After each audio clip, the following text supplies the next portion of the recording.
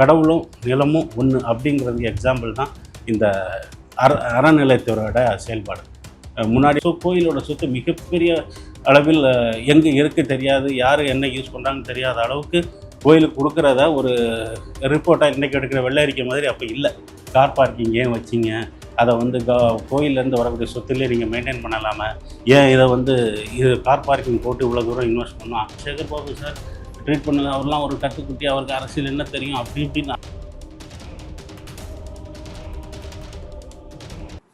Hi, hello, வணக்கம், welcome to நாளைய தீர்ப்பு தமிழ்நாடு. நாளைய தீர்ப்பு இன்றே தொடக்கம். நான் உங்கள் ஆனந்த். இன்று நாம் பார்க்க இருப்பது சட்டசபை நிகழ்வு. இன்று நடந்த சட்டசபை நிகழ்வு சில சுவாரஸ்யமான நிகழ்ச்சிகள் நிறைய நடந்தது. நம்ம முன்னாடி எல்லா நிகழ்ச்சியிலையும் சொன்ன மாதிரி குழந்தைங்க முதற்கொண்டு ஜென்சி டீம் வரைக்கும் இன்றைக்கி சினிமா பார்க்குறது இல்லை, இருக்காங்களா இல்லையா, ஆனால் சட்டசபை நிகழ்வை பார்க்குறாங்க. ஸோ இன்றைக்கி நடந்த சுவாரஸ்யம் பார்த்திங்கன்னா, தமிழக சட்டசபையில் மிகப்பெரிய சுவாரஸ்யமான நிகழ்வு நிறைய நடந்தது. அதற்கு கிளிப்பிங்ஸ் நிறைய பார்த்தோம்னா பார்த்திங்கன்னா, நம்ம அங்கே பன்னீர்செல்வம், பிரேமலதா மேடம் அவங்களோட கலந்துரையாடல், அப்புறம் உதயநிதி அவர்கள் ரமேஷோட வாக்குவாதங்கள், அதற்கப்புறம் ராஜ்மோகன் அண்ட் உதயநிதி அவர்களோட வாக்குவாதங்கள், சேகர் பாபுவோட கான்வர்சேஷன் அப்படின்னு இன்றைக்கி மிக சுவாரஸ்யமாக இருந்து இன்றைக்கி சட்டசபை. இது பார்க்குறவங்களுக்கு விஜய் சினிமா விட்டு போயினா விஜய்க்கு மவுஸ் இல்லை அப்படிங்கிற மாதிரி இருந்தாங்கன்னா, இன்றைக்கி சினிமாவுக்கே மவுஸ் இல்லை. சட்டசபை நிகழ்வு தான் இன்றைக்கி ஃப்ரைடே, சாட்டர்டே, சண்டேனா அந்த 4 ஷோ ஓட்டுற மாதிரி சட்டசபை நிகழ்வு தான் எல்லா மொபைல் டு இன்ஸ்டா எல்லாத்துலேயும் ஓடிக்கிட்டு இருக்குது. அந்த சுவாரஸ்யங்களை இன்றைக்கி உங்கள்கிட்ட ஷேர் பண்ணி ஜஸ்ட் ஒரு ஃபன் டைமாக நம்ம இன்றைக்கி அதை மீட் பண்ணிக்கலாம். ஓகே, ஃபஸ்ட்டு நம்ம இன்றைக்கி சட்டசபையில் இருந்த முதல் மிக முக்கியமான நிகழ்வுகளில் ஒன்று அறநிலையத்துறையை பற்றியான ஒரு நிகழ்ச்சி.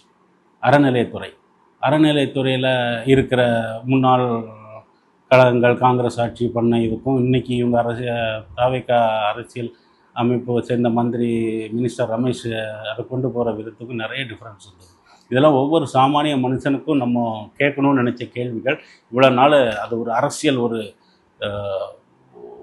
அந்த ஒரு பெரிய பாதாளத்தில் யாரும் கால் வைக்கவோ கேள்வி கேட்கறதுக்கோ நமக்கு அதுக்கு மேலே எதுக்கு அப்படின்ற ஒதுங்கின டைமில் இன்றைக்கி ஒரு புது டிவிகே டீம் வந்ததுக்கப்புறம் எல்லாத்துக்குமே புது உணர்ச்சி, புது தெளிவு, புது பார்வை வேணும் அப்படின்னு எல்லா மக்கள் மனசுலையும் இளைஞர் மக்கத்தில் இருந்து வெளிப்படுறது தான் ரமேஷோட பேச்சாக அமைஞ்சது. இன்றைக்கி அதை பார்க்குறப்போ ரொம்ப ஹாப்பியாக இருந்தது. ஸோ அரசியலில் சட்டசபை ஆரம்பிக்கும்போது பார்த்த ஏளனங்கள், கேலி கூத்தான டிவிக்கே சொல்ல முடியாத வார்த்தைகள்லாம் சொல்லி நினச்சாங்க. அன்றைக்கி ரமேஷ் பேசுகிற போச்சு திமுகவோட மிகப்பெரிய ஆளுமை மிக்க துரைமுருகன் அவர்களாக இருக்கட்டும், பிடிஆராக இருக்கட்டும், நேரு, அவங்க எக்ஸ்பீரியன்ஸான கலைஞர் அவர்கள் கூட ட்ராவல் பண்ண மந்திரிகள் கூட பேச தொட பயந்த சொல்ல நினைத்த சம்பவங்களை எல்லாம் ரமேஷ் இன்னைக்கு பேசினார். கேட்குறதுக்கு ரொம்ப அருமையாக இருந்தது, சுவாரஸ்யமாக இருந்தது. இது ஒரு ஆரோக்கியமாக 2 டீமும் எடுத்துகிட்டு போகணுங்கிறதுல ரொம்ப சந்தோஷம். ஃபர்ஸ்ட் ஆஃப் ஆல் நம்ம பார்க்க போகிறது அறநிலையத்துறை. எல்லா டிபார்ட்மெண்ட்டும் வந்தவங்க எல்லாருக்கும் ஏன் அறநிலையத்துறையை வந்து கவர்மெண்ட் வச்சுருக்கீங்க, ஏன் அது முஸ்லீமோட இதுக்கு ஒரு அறநிலையத்துறை கவர்மெண்ட் டேக் ஓவர் எடுக்கல, கிறிஸ்டின்ஸுக்கு ஏன் வைக்கல, ஏன் இந்துக்கு மட்டும் வச்சுருக்கீங்க? இது எல்லா அரசியல் கட்சியும் வரும்போது எல்லா மக்கள்கிட்டையும் இருக்கிற ஒரு கேள்வி. இந்த கேள்வி அப்பப்போ வரும், அப்பப்போ போயிடும். பட் இதோட நிலை எல்லோரும் சொல்லுவாங்க, நாங்களாக கொண்டு வந்தோம் அப்படின்னு. திராவிட இயக்கங்களும் சரி, பெரியார் கட்சிகளும் சரி, நாங்களாக கொண்டு வந்தோம், இது கொண்டு வந்தது அப்போ கொண்டு வந்தாங்க, அதை நாங்கள் தான் சரி கொண்டு வந்தாங்க. எப்போ கொண்டு வந்தாங்க? 1958, 60s இதுக்கான அறநிலைத்துறைக்கான ஒரு சட்டம் போட்டு அதை ஒரு ஃபாலோ பண்ணி சிஸ்டமேட்டிக்காக கொண்டு வந்தது அந்த பீரியட் தான். ஓகே, எதுக்கு கொண்டு வந்தாங்க? 100 இயர்ஸ்க்கு முன்னாடி ஈஸ்ட் இந்தியா கம்பெனி அவங்க என்ன பண்ணாங்க, எங்கள் நிறைய கோயில் கடவுளும் நிலமும் ஒன்று அப்படிங்கிறதுக்கு எக்ஸாம்பிள் தான் இந்த அறநிலையத்துறையோட செயல்பாடு. முன்னாடிலாம் மக்கள் என்ன இருந்தாலும் கடவுளுக்கு காணிக்கையா, இதை தரேன், நிலத்தெளி தரேன், எனக்கு குழந்தை இல்லை, நிலத்து சிவன் சொத்து குலநாசம் சொல்கிற மாதிரி சிவனுக்கு அகப்பட்ட சொத்து இருந்தது தமிழ்நாட்டில். ஸோ இப்போ எல்லாம் கோயிலுக்கு எழுதி வைக்கிற பழக்கம் அந்த நம்ம ராஜாக்கா காலத்துலேருந்தே இருந்தது. ஸோ கோயிலுக்கு மிகப்பெரிய சொத்து எல்லாமே சுற்றி இருக்கிற நிலங்கள். அப்போல்லாம் ஒன்றும் இல்லை, நிலங்கள் எல்லாம் கவர்மெண்ட் இருக்கிற பாப்புலேஷனுக்கு கவர்மெண்ட் கோயிலுக்கு தான் கொடுத்துருந்தாங்க. ஸோ கோயிலோட சொத்து மிகப்பெரிய அளவில் எங்கே இருக்குது தெரியாது, யார் என்ன யூஸ் பண்ணுறாங்கன்னு தெரியாத அளவுக்கு கோயிலுக்கு கொடுக்குறத ஒரு ரிப்போர்ட்டாக இன்றைக்கி எடுக்கிற வெள்ளை அறிக்கை மாதிரி அப்போ இல்லை. கேட்குறதுக்கு ஆள் இல்லை, கேட்டால் சொல்கிறதுக்கு ஆள் இல்லை. அதனால் ஈஸ்ட் இந்தியா கம்பெனி வந்திருக்கும் போது ஒரு கொரியாக இங்கேருந்து ராஜாக்கள் பீரியடில் வச்ச சம்பவம் ரிக்வெஸ்ட்டாக வச்சுருக்காங்க. அந்த ரிக்வெஸ்ட்டை அப்படியே படிய இங்கிலாந்து வராங்க. இங்கிலாந்து நம்மளை டேக் ஓவர் பண்ணி பிரிட்டிஷ் கண்ட்ரோல் வரும்போது அவங்களுக்கு ஒரு சட்டத்திட்டப்பட்டு இதை இப்படி பண்ணலாம், அறநிலைத்துறைக்குன்னு ஒரு டிபார்ட்மெண்ட் உருவாக்கலாம், அதை வந்து அவங்களோட இதுக்கு பயன்படுத்தலாங்கிற மாதிரி ஒரு திட்டங்கள் வரும்போது ஆஃப்டர் இண்டிபெண்டன்ஸுக்கு அப்புறம், சுதந்திரத்துக்கு அப்புறம் 1960 ஒரு சட்டமாக மாறுது. இந்த சட்டம் எப்படி மாறுது? அவங்களுக்கு இதை வந்து கவர்மெண்ட்டே நிர்வகிக்கணும், அதில் வரக்கூடிய லாப நஷ்டங்களை எடுத்து கவர்மெண்ட்டை நிர்வகிக்க மட்டும்தான் செய்யணும், அதை வந்து நம்ம பயன்பாட்டுக்கு கொண்டு வரக்கூடாது அப்படிங்கிற ஒரு நிர்வாக திறமைக்காக தான் அந்த அறநிலையத்துறை. காலப்போக்கில் அரசியல் மாற்றங்கள்னால அது ஒரு டிபார்ட்மெண்ட் சொல்லி திராவிட கழகங்களாக இருக்கட்டும், முன்னாடி இந்த காங்கிரஸ் கழகங்கள்டும் அதை அறநிலைத்துறையை டேக் ஓவர் பண்ணி நல்லா பண்ணாங்க. அது இருக்கிறது கவர்மெண்ட்டுக்கு நல்லது. ஆனால் இப்போ கேள்வி எங்கே வருதுன்னா, ஓகே நீ கவர்மெண்ட்டை டேக் ஓவர் பண்ணட்டும், எல்லாம் பண்ணட்டும், கேள்வி எங்கே வருதுன்னா, அறநிலைத்துறை இந்து மக்களுக்காக ஏற்படுத்தப்பட்ட அதுக்கு பாதுகாக்க கோயில்கள் பராமரிப்புக்காக பண்ணப்பட்டது. அப்போ தான் ஒரு கவர்மெண்ட்டு ஜெயிச்சு வராங்க. அந்த கவர்மெண்ட்டு எடுக்கும்போது போலீஸ் துறை, மின்சாரத்துறை, டாஸ்மாக் இருக்குது, மருத்துவத்துறை இருக்குது, கரெக்டு, எல்லாமே இருக்குது. அதே மாதிரி அறநிலைத்துறையும் ஒன்று இருக்குது. அந்த அறநிலைத்துறைக்கு என்ன வேணும்? நீங்கள் ஒரு கவர்மெண்ட் வந்தால் என்ன பண்ணணும்? தீபாவளிக்கு வாழ்த்து சொன்னது கிடையாது, பொங்கலுக்கு கேட்டால் 1000 குறை சொல்ல முடியாது.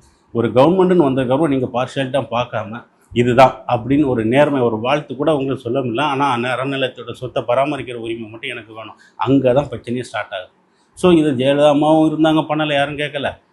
கருணாநிதி பீரியட்லேயும் கேட்கல.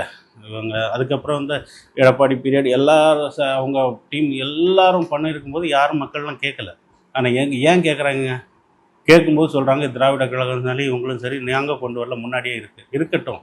அதை ஒரு சரிசமமாக ஒரு பெரிய போக்கு மனப்பான்மைன்னு சொல்லுவாங்க, அது இல்லாமல் கரெக்டாக தீபாவளி வாழ்த்துக்கள், இந்துக்களுக்கு நம்பிக்கை உள்ளவங்களுக்கு ஒரு வாழ்த்துக்கள் இப்படி சொல்லதுக்கு உங்களுக்கு மனம் இல்லை.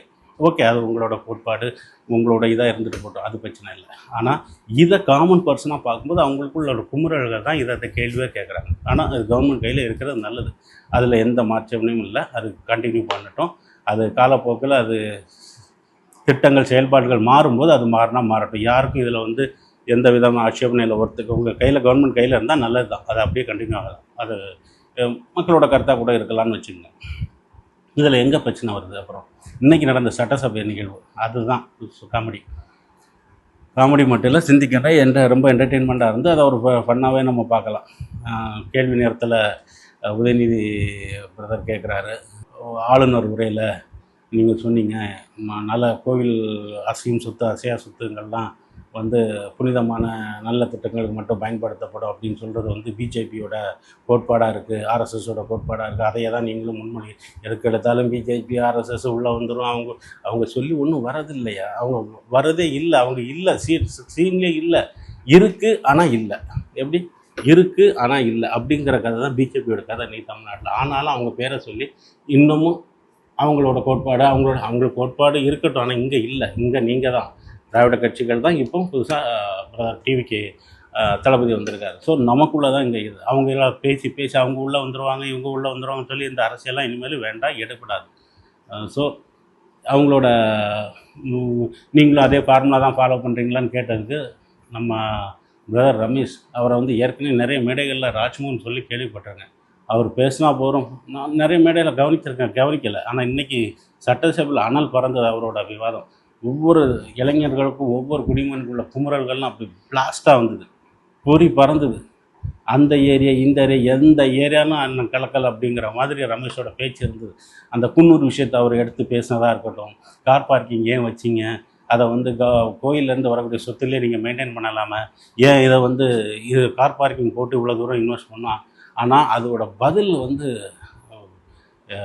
சேகர் முன்னாள் அறநிலையத்துறை அமைச்சர்கிட்டேருந்து வந்த பதில் எனக்கு ரொம்ப ஒரு ஆச்சரியமாக இருந்தது. என்னென்னா அவரோட பதில் வந்து எப்படின்னா ஒரு தனக்கு ஈக்குவல் போன சட்டசபை மீட்டிங்லலாம் டிவிக்கோட எம்எல்ஏஸ் ஆளுங்களெல்லாம் அவங்க பேசின பேச்சு வந்து ரொம்ப ஒரு ஒன்றுமே தெரியாத ஒரு பசங்க. ஏன் அண்ணாமலையை ட்ரீட் பண்ண விதம் கூட சேகர் பாபு சார் ட்ரீட் பண்ணது. அவர்லாம் ஒரு கத்துக்குட்டி, அவருக்கு அரசியல் என்ன தெரியும் அப்படி இப்படின்னு அண்ணாமலையவே அவர் பேசியிருக்காரு. ஆனால் இன்னைக்கு ரமேஷோட பதிலுக்கு அவர் கொடுத்த ரிப்ளை வந்து ஒரு பெரிய ஈக்குவல் லீடருக்கு சமமாக அவரை மதித்து அவரோட பதில். ஏன்னா ரமேஷ் சொன்ன பாயிண்ட் அப்படி, அவரோட கருத்து, அவரோட வேல்யூவேஷன் இப்போ எல்லாத்தையும் தெரிய ஆரம்பிச்சிச்சு.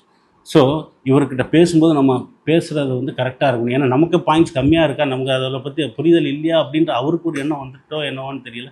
அவரோட ரிப்ளை வந்து ரொம்ப பாயிண்ட்டாக பேசினார். சில விதிகளுக்கு உட்பட்டு அந்த விதிகளெல்லாம் சொல்லி சொல்லி பதில் சொல்கிறாரு ரமேஷுக்கு. இது பெரிய plus point for TVK.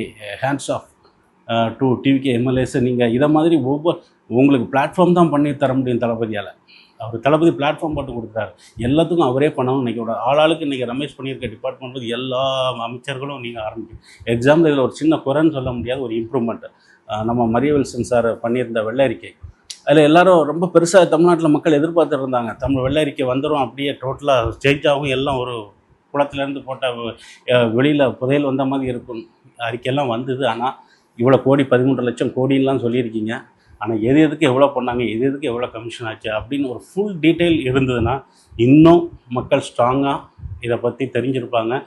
Past history என்ன நடந்தது, உங்களால் அது என்ன சேஞ்சஸ் பண்ண முடியுங்கிற ஒரு அட்ரஸ் க்ளீனாக இல்லை. அதில் அது ஒரு ஏமாற்றம் தான் சொல்லலாம். பட் அடுத்த இதில் இதை கரெக்ட் பண்ணி இதுக்கான ஆன்சரை நாங்கள் எதிர்பார்க்குறோம் உங்கள்கிட்ட.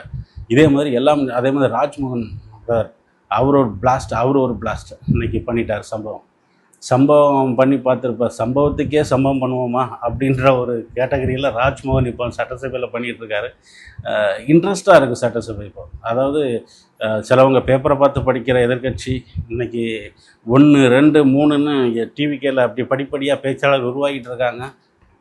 மற்றவங்களுக்கு ஏடிஎம்கே டிஎம்கே 2 பேர் பேசும்போது நமக்கு என்ன, இவங்களுக்கு தெரியாத அவங்க பண்ணது தானே இவங்க.